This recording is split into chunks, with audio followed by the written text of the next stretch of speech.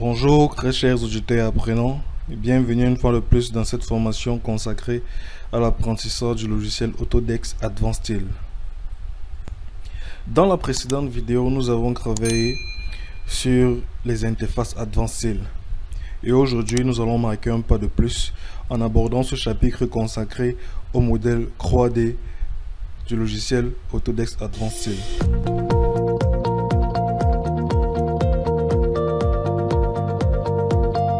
Nous allons donc commencer par ouvrir le dossier projet sur lequel nous avons travaillé dans la précédente vidéo pour rester dans la continuité. Ceci faisant, rappelez-vous que le modèle 3D Advanced Style est constitué d'éléments tels que des pots creux, des tôles, des structures paramétrables, des boulons, des lignes de soudure, des coupes, des découpes et des assemblages. Et une fois la modélisation finie et vérifiée, toutes les réalisations supplémentaires telles que le repérage, la génération des nomenclatures, la génération des fichiers DSTV, la création des plans d'ensemble, des plans de fabrication, c'est-à-dire de débitage et d'assemblage, peuvent être générés automatiquement. Voilà donc tout simplement en résumé, on dira que le processus de réalisation d'un projet sur Advanced Style se repartit en 4 parties, à savoir modélisation 3D, repérage, génération des plans et génération des listes de fichiers CN. Notons donc qu'un modèle 3D sur Advanced Style sera essentiellement composé de pots creux et de tôles, quelles qu'en soient les formes. Les pots creux peuvent être des IPE, des HEA, des profilets cintrés et les tôles peuvent être de différentes épaisseurs. Ceci, bien entendu, ne concerne que la partie AC d'Advanced Style, qui est la partie que nous utilisons particulièrement. Nous allons procéder rapidement à la création d'un profilé. Vous allez voir là, quand je clique, il y a un boîte de dialogue qui s'affiche où je peux insérer les dimensions du profilé que je vais créer. Vous avez vu, j'ai mis 10 000. Sachez déjà que par défaut, les unités de mesure chez Advanced Style sont en millimètres. Donc voilà notre profilé qui a été créé. Quand je vais ancrer, j'utilise la touche, le clic droit de ma souris et la boîte de dialogue s'affiche. Je peux modifier si je veux passer un IPE 500 ou 450. Mais il n'y a pas que des profilés sur cette forme-ci uniquement.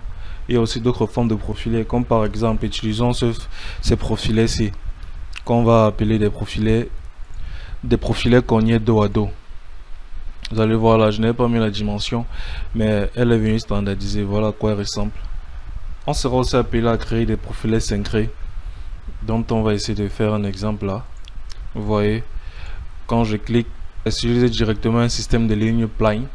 Je peux paramétrer en mettant par exemple dans mes coordonnées le point du cercle, ma peau créée. Vous allez aussi remarquer, je peux modifier aussi un certain nombre de choses, c'est-à-dire la position du profilé, son sens de rotation. Vous allez aussi remarquer qu'à l'aide des outils accrochage activés là, je peux accrocher mon élément 3D et le modifier et modifier sa forme comme je veux. Je peux le faire là de façon automatique, que ce soit pour les poutres cintrées, que ce soit pour les poutres droites. Et aussi je peux revenir dans l'onglet, dans la boîte de dialogue, aller dans l'onglet position et modifier aussi un certain nombre de choses comme le rayon de courbure là si je veux passer à 2500. Vous voyez, et se modifier automatiquement. Ok, histoire de voir un peu sur d'autres formes ce qu'on vient de créer, allons sur l'option ombré. Vous voyez ces profilés ici. Mais il n'y a pas que des profilés, il y a aussi des options tôle. Vous allez voir, j'ai choisi un modèle de tôle 3 points. Je peux venir là et définir mon point d'accrochage. Je peux venir là et définir mon point d'accrochage. Dans la boîte de dialogue qui s'ouvre, je peux mettre directement les dimensions de ma tôle. Vous allez voir là, j'ai mis en largeur 2500. Je peux venir en longueur aussi et mettre là 3000. C'est-à-dire 3 mètres.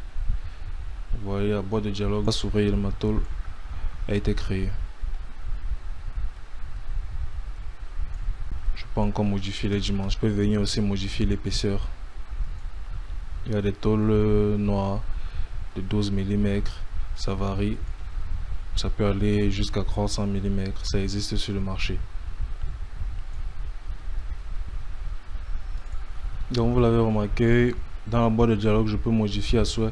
Je peux aussi changer la nature de ma tôle. Faisons un petit coup rapide sur les matériaux. Vous allez voir là, on a les aciers S375 en termes de résistance mécanique, les aciers 275. On a aussi les inox, parce qu'il n'y a pas que l'acier en termes de matériaux qui existent sur le marché. Il y a aussi les tôles aluminium, les tôles chromées, etc. Donc Advanced Steel nous offre cette liberté de choix là. Donc on va rester d'abord sur l'acier pour le moment.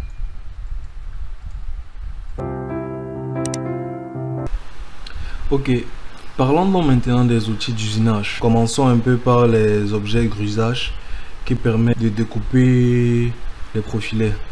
Utilisons cette option-ci. Vous allez voir là, par exemple, si je clique sur grusage, ça me permet de découper mon profilet comme vous voyez. La boîte de dialogue s'ouvre là, c'est modifiable à souhait.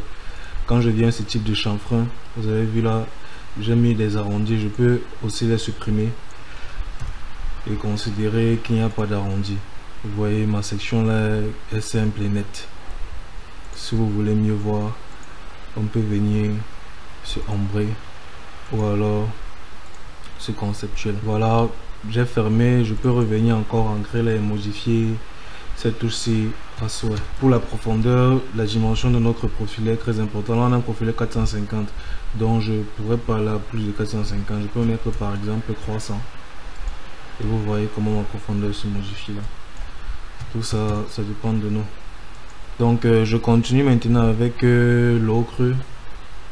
Déjà vous avez vu, je n'ai pas de boîte d'outils qui me permet de naviguer. Si je veux ouvrir ma barre de navigation, je reviens ici dans vue et je clique sur barre de navigation. Je donne donc l'outil orbite qui me permet de router mes vues. On va enchaîner rapidement avec un autre outil qu'on va appeler l'outil de découpe en biais. Donc si je veux faire une coupe en biais sur mon profilet, je clique là, je sélectionne. Vous allez voir là, ça me donne une position. Je peux déjà mettre ma référence. Vous voyez ma poutre, elle commence à 0. Vous allez voir, je peux mettre à 1000, c'est-à-dire 1 mètre sur ma poutre, ou bien je peux toujours rester à 0 qui est la base. Et maintenant je vais déterminer les angles. Vous voyez YZ me donne les angles de coupe.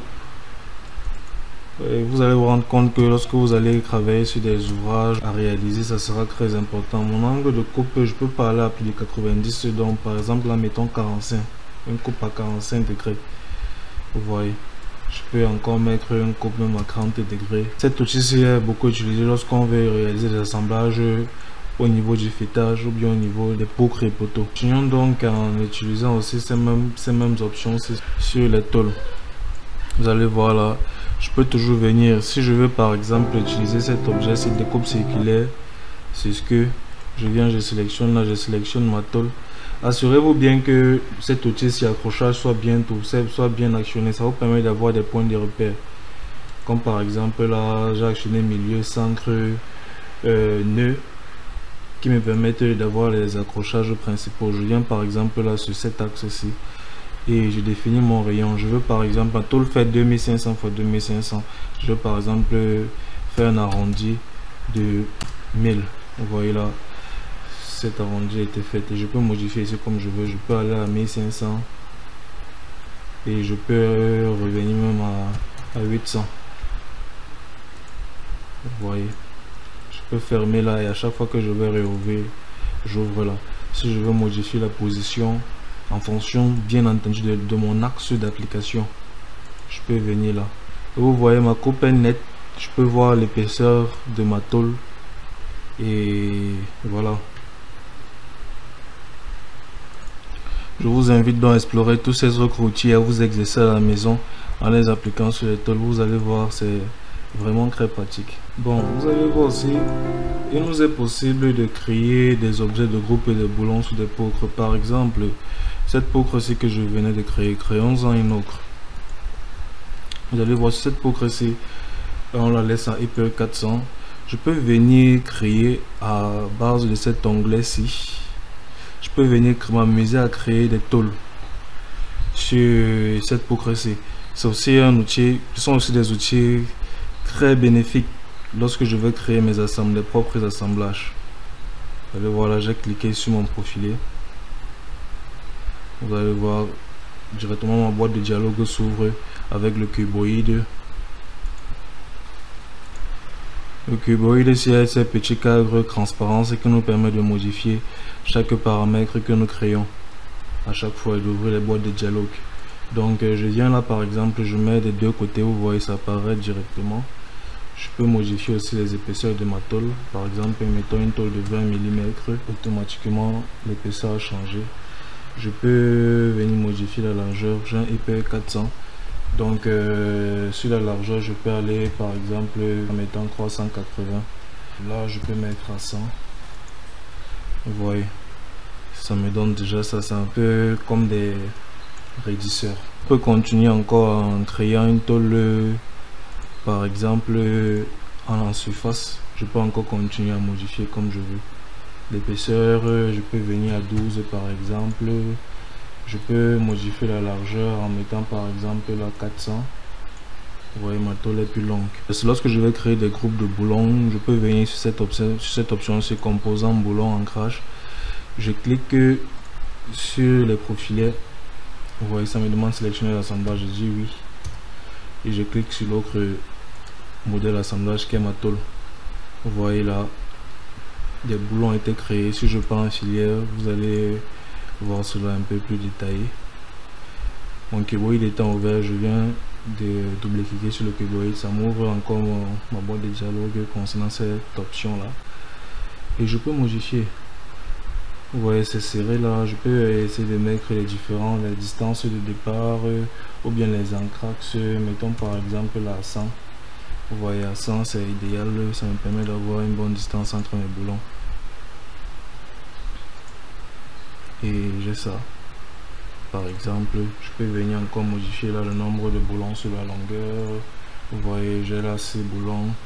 Je peux même mettre 4. Notez bien que pour modifier ces boulons, je peux double-cliquer sur le groupe de boulons. Et j'ai différents diamètres de boulons. Pour les diamètres de boulons 16 par exemple, les perçages sur la tôle et sur le profilant sont les profilets sont à, par exemple à 14. Une fois que je modifie le diamètre des boulons, le diamètre des crous et des perçages se modifieront automatiquement. Ok, donc voilà une sorte d'assemblage platine poker que je viens de créer. Donc vous pouvez aussi vous amuser suivant cette méthodologie à créer et à mettre vos paramètres que vous souhaitez. Si je veux cacher ce cuboïde, je sélectionne par exemple ce cuboïde ici, je viens sur cet onglet-ci et je mets cacher les objets sélectionnés, ça me permet de les cacher. Si je veux sélectionner tous les cuboïdes automatiquement, je viens là, je sélectionne cuboïde, ça me sélectionne tous les cuboïdes ouverts sur mon projet et je peux venir encore là cacher les objets sélectionnés. Si je veux les faire réapparaître, je mets tout visible. Vous voyez, ça réapparaît là. C'est un petit bonus. Parlons maintenant des outils complémentaires lorsque je vais commencer à créer un projet. Nous allons voir là dans ce ruban-ci, nous avons les crams, nous avons les niveaux, nous avons les boussoles. Par exemple, si je veux créer une boussole sur mon projet, ça me permet de savoir quelle orientation donner à mon bâtiment. Moi, je n'en ai pas besoin. Et il y a aussi l'onglet niveau. Ça me permet de donner le niveau du terrain lorsque je vais créer un projet. Là, nous sommes au niveau 0. Et le plus important, il y a cet outil CRAM-C. Vous voyez, lorsque je clique dessus, il y a cette boîte, cette ligne de commande C qui s'ouvre. Je peux directement insérer les débuts de ma CRAM en insérant les coordonnées 0, 0. Là, je viens d'appuyer sur le bouton gauche et je peux entrer ma commande et ça me ramène directement au centre de mon système de coordonnées SKU. Vous allez voir à ce niveau-ci, je peux directement ancrer les dimensions de ma CRAM. Moi, je vais aller sur un bâtiment de 100 mètres carrés, donc 10 mètres par 10 mètres. Là, j'insère la 10 000, la première dimension. J'appuie sur la touche point virgule du clavier et j'insère la longueur de ma CRAM et je valide. Vous voyez là, ma CRAM vient d'être créée. Et je peux modifier aussi maintenant la CRAM, que ce soit sur la longueur ou sur la largeur. Je peux par exemple double-cliquer là sur la largeur. Si je veux changer la dimension, passer par exemple de 10 000 à 15 000, je peux le faire là sans souci. Ça va se modifier automatiquement. Bon, on va rester sur 10 000. Je peux aussi venir là modifier mon nombre de séquences. Je peux dire que je veux C'est une séquence, ça se modifie automatiquement. C'est une séquence, ça me donne 2500. Il faut aussi venir modifier les dimensions entre elles et mettre là que je veux une distance de 5000. Voilà, ça me donne 3 séquences. On va rester sur ces séquences ici. Je peux venir aussi modifier l'intitulé en un nombre. Je peux venir mettre la majuscule, ça modifie. Et je peux aussi venir mettre des cadres. Donc c'est pareil lorsque je veux aussi modifier sur la largeur. Il suffit juste de répéter les opérations qu'on vient d'effectuer. Voilà ainsi ma crème créée.